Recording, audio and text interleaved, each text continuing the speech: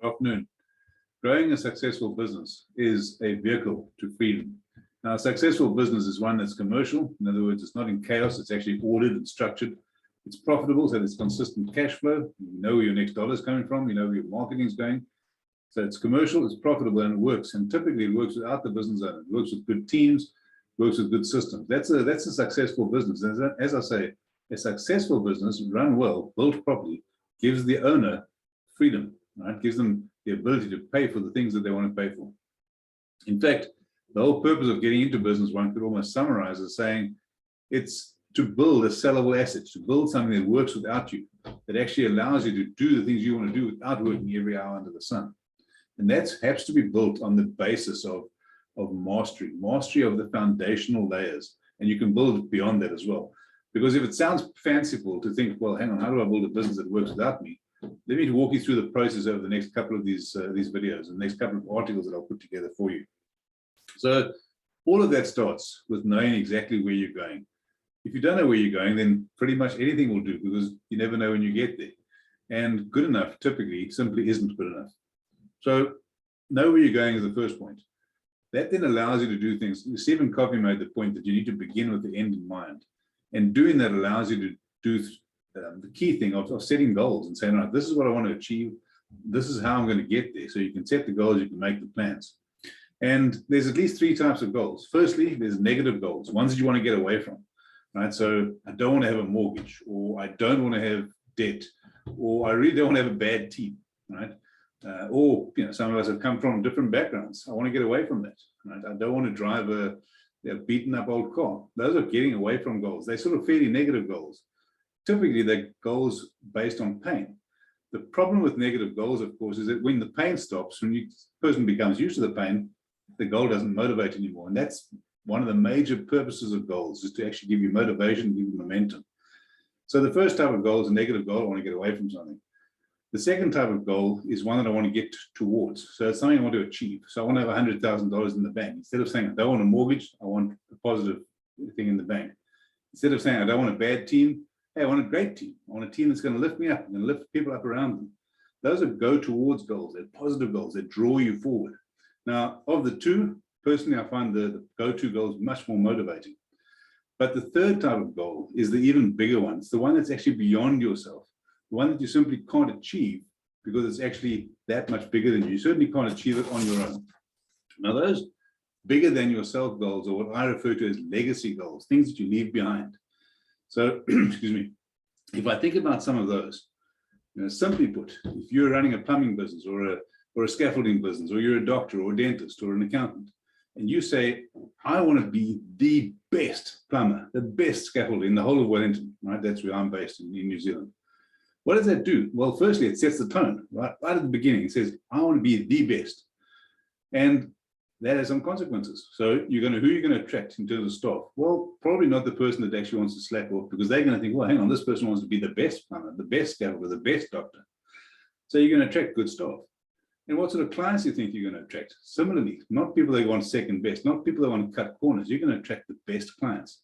So setting that goal, right, that bigger than yourself goal, actually then starts becoming a unifying force. It starts inspiring, it starts enrolling, it starts getting people behind you in a whole range of ways.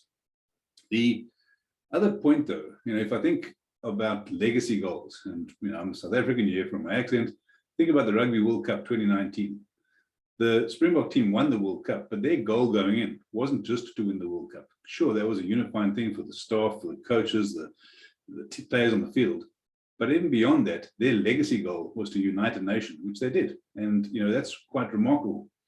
If I take that into business, in the 1960s, Nike had a goal, wait for it, their goal was to smash Adidas, right? A massively uniting goal. All the folks at Nike, not just trying to win for themselves, not just trying to get salary increases, not just trying to make the boss lots of money, but smash Adidas. That's a common goal for the whole of Nike in the 1960s.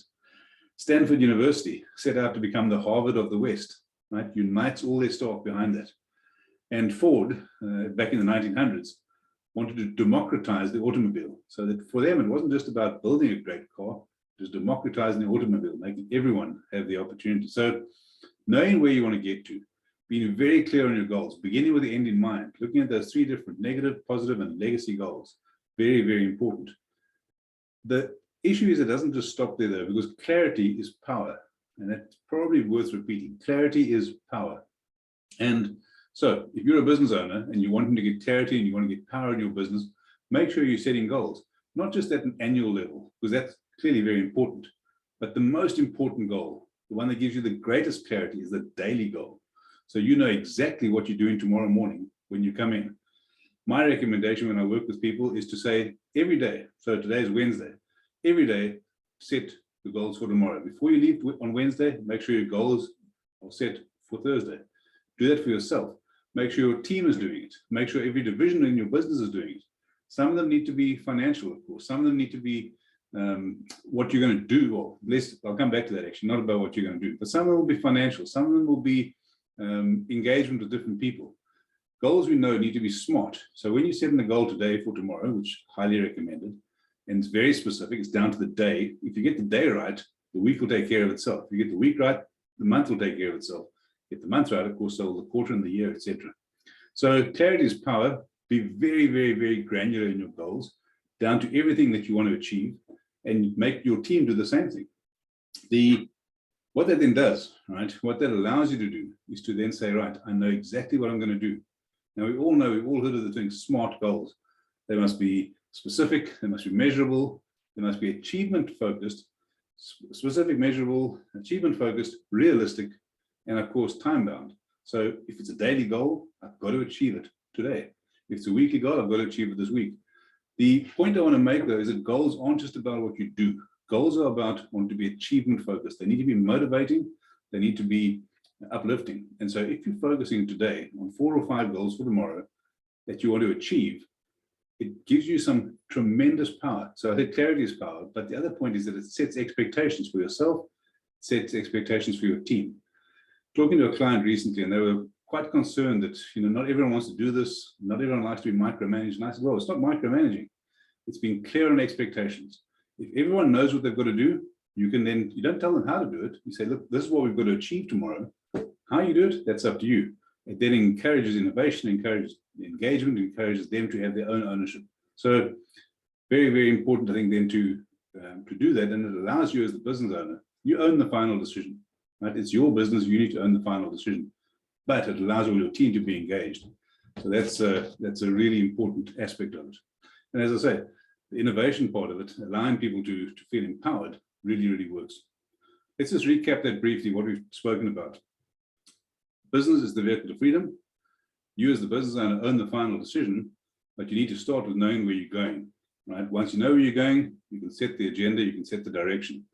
The mastery comes from knowing those different things, setting the direction, having the goals, the negative goals potentially, the positive goals, and the bigger than yourself goals, the common uniting goals.